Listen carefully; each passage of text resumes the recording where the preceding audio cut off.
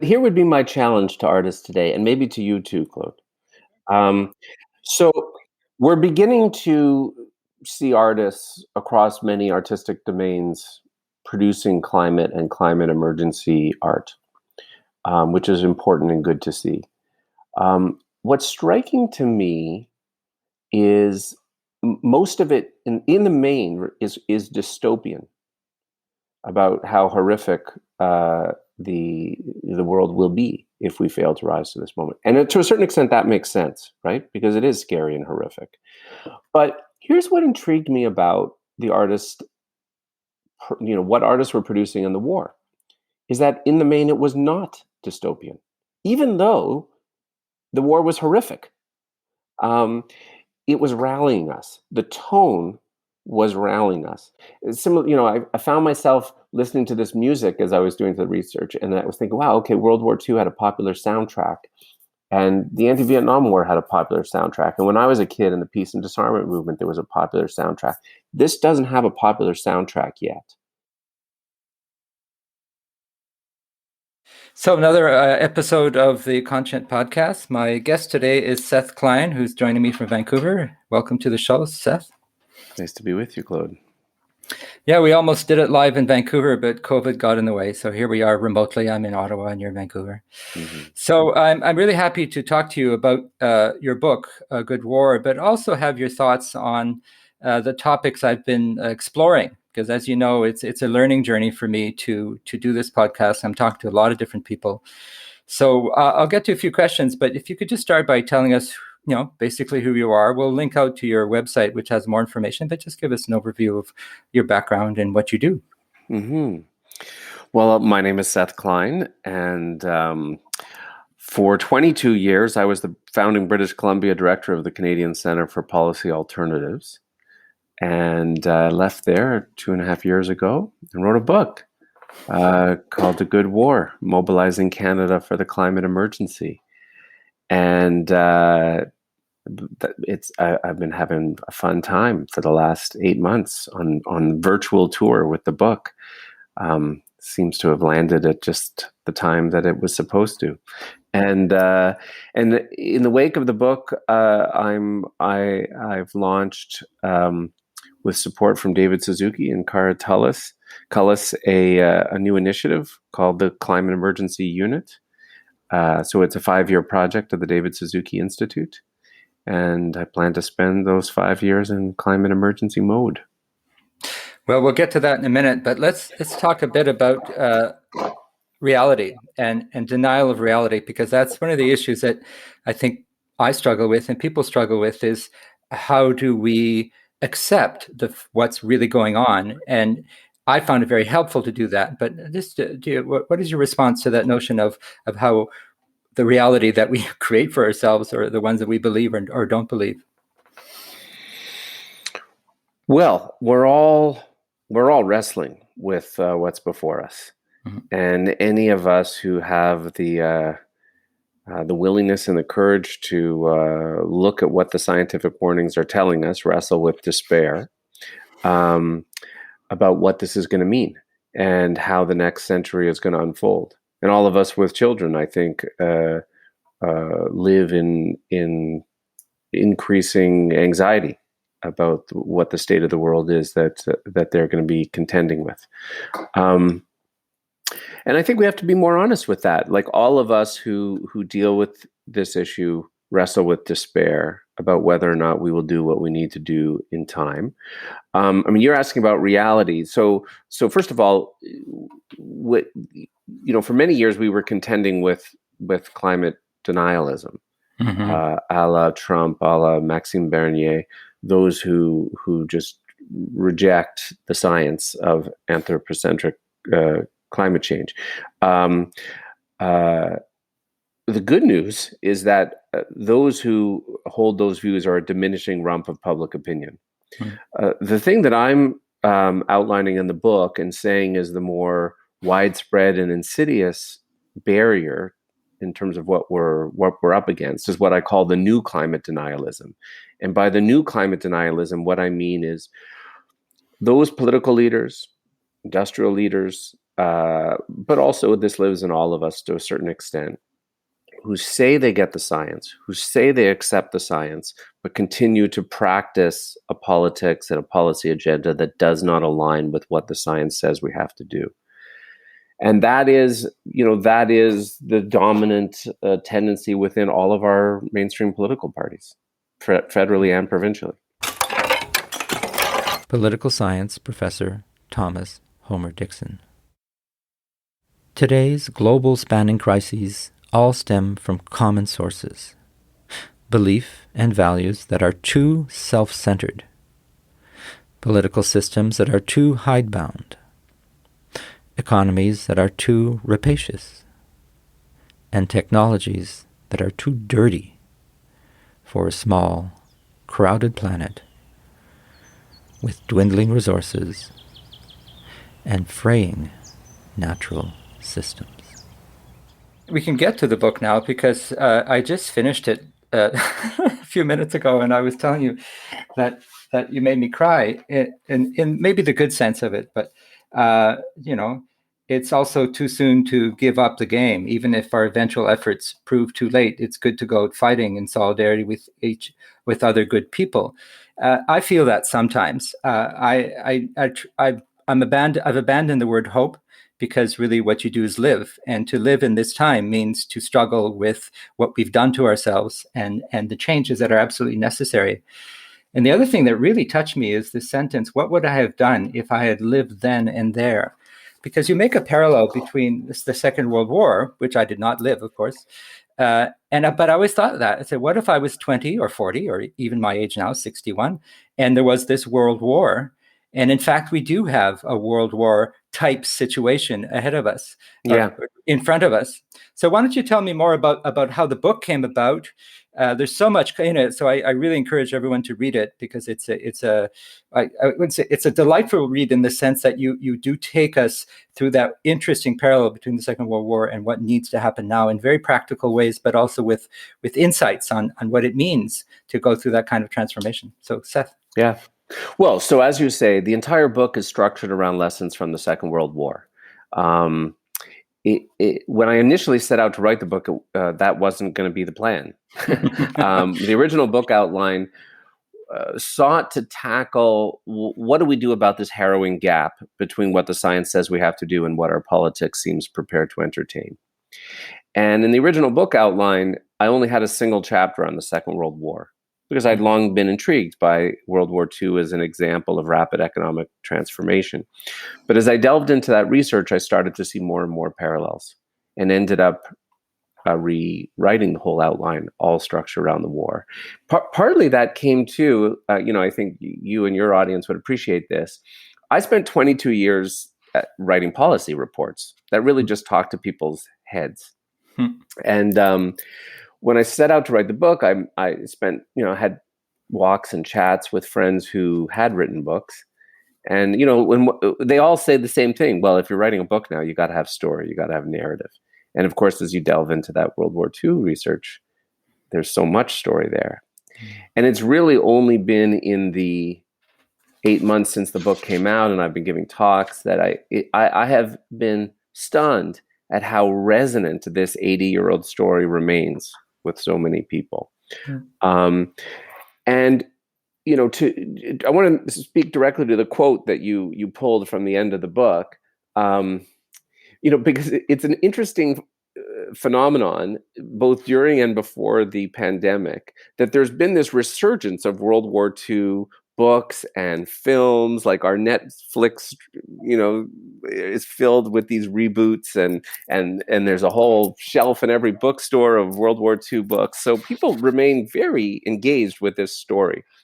But my feeling is, all of these people out there who are watching these shows and reading these books, when they turn off the TV at night or they close the book, the question in their head is, what would I have done if I had lived then and there? And the argument I'm making is, there's no great mystery in terms of answering that question, because we are here again. the future of our children is cast into doubt. A civilizational threat is at our doorstep. And so the answer to that question is whatever we are each ready to do now. But I also want to double back to your earlier point about, this question about hope and despair, because the other point where I pull some solace from this World War II story, like now, where we live in this ambiguous time, right? We do not know if we will do what we need to do in time to win this fight. It is fascinating to me that in World War II, Canada was a population of a little over 11 million people. From that, over 1 million Canadians enlisted. Now, that is a remarkable figure. But what they didn't know, Claude, is whether or not they would win. Writer Rebecca Solnit. Hope locates itself in the premises that we don't know what will happen, and that in the spaciousness of uncertainty is room to act. We forget, because we know how the story ended, but they did not. And there were a number of years in the early part of the war where the outcome was far from certain, and yet they did what they had to do anyway. And they, in the process, surprised themselves by what they were capable of accomplishing, both on the battlefront and, more to the point of my book, on the home front. And that's the spirit we just need to go with today. And of course, the issue is beyond the climate emergency, even though it is the most urgent, because the way we live is unsustainable. There's all kinds of related issues in the just transition and all of that. But I think what you're saying is that we need to tackle all of those in parallel, or at least in some kind of coordinated way, and change the way we live. And that takes a massive effort that we have done, but essentially the entire country, every aspect of it has to be mobilized and essentially on the same page. And we can. Like, this too is an interesting example out of the war, that, as you say, the book is saying we need to rebalance a whole bunch of things about how we live. To me, this is part of the appeal of the Green New Deal today, that it isn't just about electrifying and decarbonizing our economy. It's about tackling inequality. It's about changing the balance of what do we pay for on our own and what do we do together collectively. And there too, you see this echo in the World War II story, because in the early part of the war, the recruitment numbers weren't what they needed to be. And the propaganda, from government at the time was very unsubtle, shall we say. And it was, get out, go get Hitler. And that worked to a point, but only to a point. And what the authorities realized as of 1942 is they had to take a different tact. And key to true society-wide mobilization and hitting those recruitment numbers that they wanted to hit to avoid mandatory conscription was they couldn't just tell people, oh, go fight, across two oceans for some abstract idea. They had to engage Canadians in a conversation about what kind of society they would come back to. And they had to make a pledge and a promise that the society they would come back to would look different and more just than the one they were leaving behind. That's when the mobilization happens. That's when you hit the recruitment numbers. And that's, I think, has its echo in the appeal of the Green New Deal today. Well, page 94, 5, 6 are the ones that interest me the most personally, because you talk about arts and culture and the potential of art and cultural expression to mobilize the public. So could you tell me a bit more about your thoughts on that role? Journalist Julia Rosen. Society tends to see climate change as a scientific issue, rather than a cultural and political challenge that demands our full humanity. The kind more often explored and addressed through art. Yeah, well, every great mobilization needs the arts. And I think the climate mobilization is no different. And so first of all, let's look at the war piece of it. I think most Canadians, they assume that at the outbreak of World War II, everyone was on board, ready to rally, to the cause. That's not true. It took work. It took leadership to get the public on board. And there was mobilization of arts and culture as a key piece of that. So, as in World War I, artists and painters were sent to the front to document the fight. Filmmakers pumped out all kinds of films. Artists produced these ubiquitous posters that rallied and recruited the public. Musicians produced a popular soundtrack for the fight. Hollywood stars were marshaled to sell victory bonds in the United States. So at many levels, there was a role for the arts. In the book, I talk both about the role of the media. It's interesting. It was really a bit of fortuitous timing that only 3 years before the war, the CBC was created. Only a radio service at the time, but you had the reach there of almost all Canadians. And of course, the voice of the CBC in the war was this guy, Lorne Greene, who now I don't want to assume your age and my age. If you're my parents' age, you associate Lorne Greene with Pa Cartwright in Bonanza. Sure. And if you're a child of the 70s like me, you associate him with the original Battlestar Galactica. But in the war, he was affectionately known to Canadians as the voice of doom. Every night people gather around the radio for the latest. And the National Film Board was also created just months before the war. And John Grierson had just been recruited from the UK to head it up. But and the NFB starts pumping out these short pieces on the war, most of which were narrated by Lorne Greene, who had this fabulous deep voice, right? And then when the King government created the Wartime Information Board in 1942, they actually pulled Grierson out of the NFB and made him the head. So he's pulling in all kinds of artists for this effort to rally the public. And then, I was reading all of this and thinking, all right, what is the contemporary, example of all of this? So first of all, what's the role of the CBC?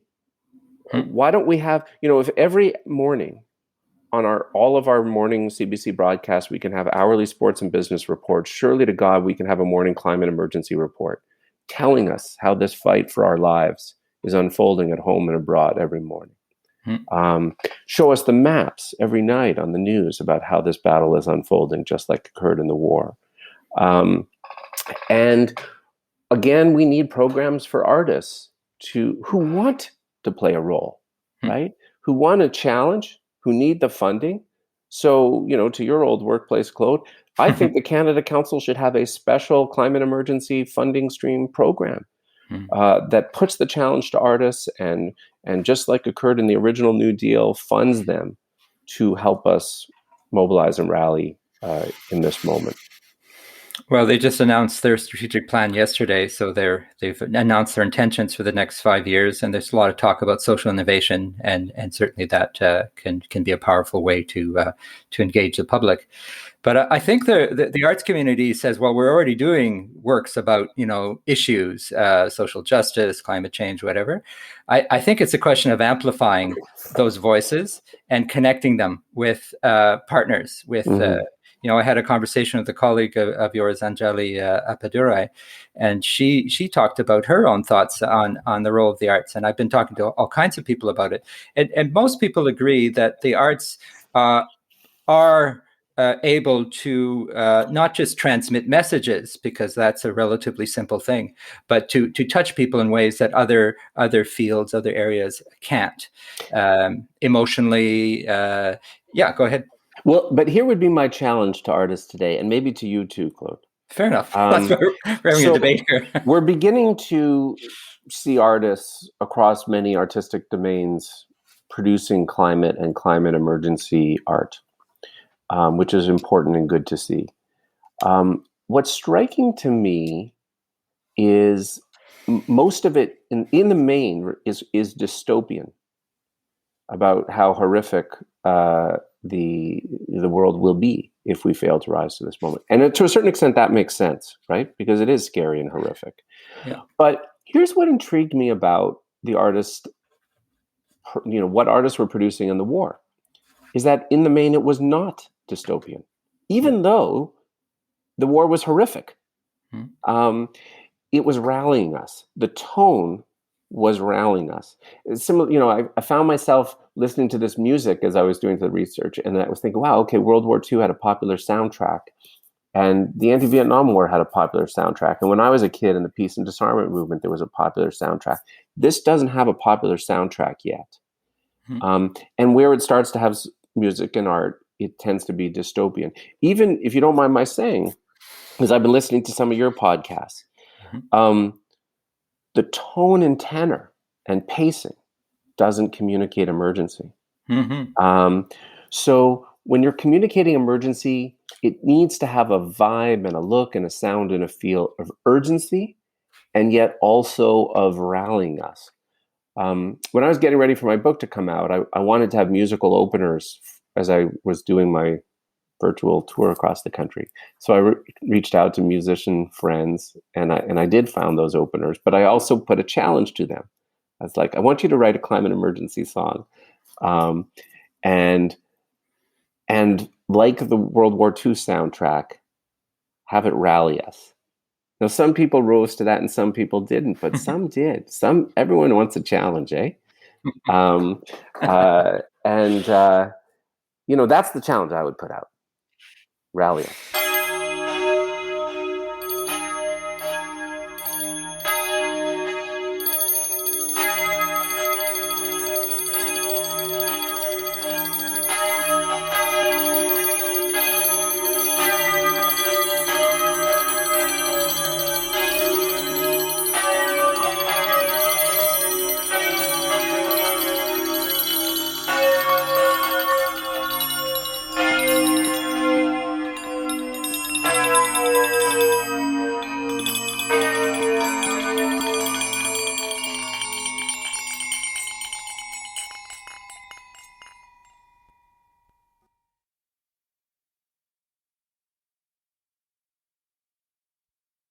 Actor Dominique Champagne.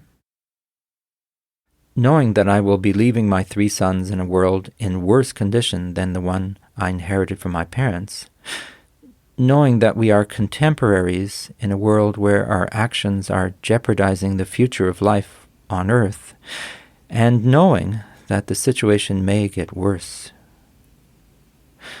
what am I doing with my life? How can I keep putting on shows and spinning balloons on my nose as if nothing had happened? Yeah, I hear that, and there are different ways to rally people. It's true that my tone in my podcast is more is slower. I'm a Zen practitioner. I'm coming from somewhere in terms of Buddhism, but I hear you, and I think the thing that really touches me is what is the vision that we have for our collective future? Where do we want to be? And the place we are now, the consumption culture, the sort of hyper-capitalism, is not a good place to be. It's eating us alive, Yes. So I think that the artists can and have and will provide those visions. There's a type of literature called speculative fiction that's really interesting. And it's not just a dystopian. It also projects into the future what the world needs to look like. But the artists do need to they have to walk their own talk as well. That's part of what the challenge is now, is to get artists on board to reduce their own carbon footprints. There's a project that's being led by Ian Garrett and others called Creative Greening Tools that was based on Julie's bicycle in the UK. That's really great. And they're going to provide tools for the Canadian arts community to measure what they're doing. You have to start somewhere. I feel the emergency. That's why I'm doing this podcast. I feel it, but there are times when I don't know what to do beyond what I can do, which is this kind of work. That's why your book is so important, to get us to see that we can do massive change. We've done it before as a country, and everybody has to play a part. And I think you're right. You're right to, everyone. It makes sense for everyone to rally in their spheres, and you are in the arts and culture sphere. That is your place to mobilize. The framework I've been using in the wake of the book, having done lots of interviews now, people always ask, how do you know when a government is actually in emergency mode? And I've been forced to distill this 400-page book into what I call my 4 markers of when a government, but really any institution or sector, is in emergency mode. And the 4 markers are: it spends what it takes to win, it creates new institutions to get the job done, it moves from voluntary to mandatory measures as needed, and it tells the truth. Tells the truth about the severity of the crisis and what we have to do. And this was, on that last point, this is what I think we most appreciate from the leaders we most remember from the Second World War, were communicators who were forthright with the public about the severity of the crisis, right? We're not looking for Pollyannas, and yet still managed to impart hope and give us a sense that we could undertake this collective endeavor. You take those 4 markers and you can apply them to any sector. So for arts and culture, what does it look like to spend what it takes to win? That's what I mean about these new funding streams within Telefilm or Canada Council. What does it look like to create new institutions? That's what you're getting at when you're talking about, well, what are the institutions that allow the music industry or the film industry to, in fact, decarbonize? But third, it can't just be about carrots. It's also sticks. So we signal emergency when the government says, actually, by this date and this date, you won't have a choice. We're not going to leave decarbonization to the voluntary goodwill of the industry to adopt these practices. We're going to set dates by which there's no choice. And fourth, we tell the truth. Now, this cuts both ways for arts and culture, right? It's both because it's about being forthright with the industry itself about what has to change. But here is where arts and culture has a special role to play beyond all other sectors, which is to tell the truth to everybody else. Artist Lance Garavi. While individual works of art, however genius, may have value, they won't do the trick. What we need is for all art to be about climate change. Well, on that note, I do want to comment on the notion of uncertainty that you quote Zinn about that, and also Rebecca Solnit. And there's something, I'll use the word hopeful, about uncertainty in the sense that the game isn't over, and we can not just, there's a philosopher I interviewed, Dr. Todd Dufresne, who thinks that wrote a book called The Democracy of Suffering. And he thinks we have to go through a tremendous amount of suffering before we get through. And I tend to agree with him, but we need to know where we want to be, and we need to get there quickly. And there's no other choice than to move forward as fast and as effectively as we can without panicking. That's why sometimes I say we actually have to slow down a little bit. Slow down in your mind. You still have to act. But in your mind, you can't be panicked all the time. You'll get exhausted.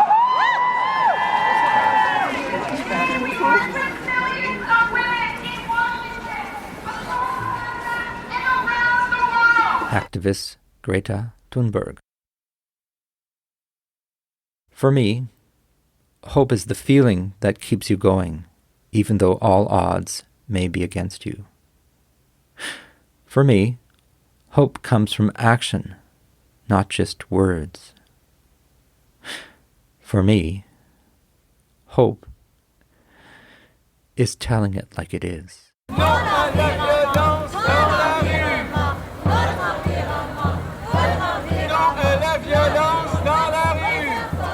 Right? So you have to have a vision of where you want to go and take a big breath and say, we can do this. And we can make the world even a better place. There's a lot of loss. There's some things that won't come back. There's a lot of heat that's baked into the system. But so I appreciate that your book is giving us tools, very, very practical tools, but also a vision of not only how we get somewhere, but where we want to go.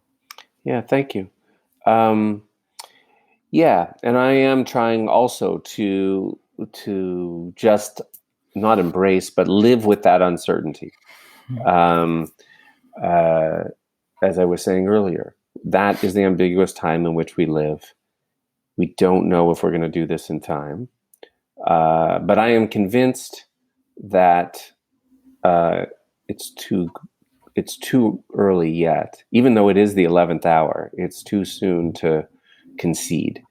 And what I loved in digging into this World War II history was, and this is also what I take from the Zinn quote, which I love, you just never know. And our history is littered with times in which we surprise ourselves by the speed and scale with which certain changes come about. And maybe that just has to be enough for now. Journalist Richard Heinberg. Hope is not just an expectation of better times. It is an active attitude, a determination to achieve the best possible outcome, regardless of the challenges one is facing.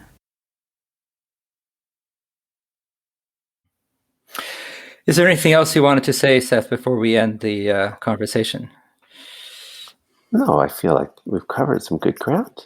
There's a website, sethklein.ca, where people can order the book and read more. All of that is easy to find, I think. Yes, and climateemergencyunit.ca will be live in about a week. All right. Well, this will be broadcast a little bit later, so it's live now. Yes, there you go. Well, thanks for that. And climateemergencyunit.ca. I can't remember what I said there. Yeah. Yeah. Well, I'll put it in the liner notes so people can find it. And yeah, we'll probably talk again. And I think we'll be working together on this. It sounds like it. There's some really important momentum that we need to take advantage right now, especially in arts and culture. So thank you very much, Seth, and à la prochaine. À la prochaine.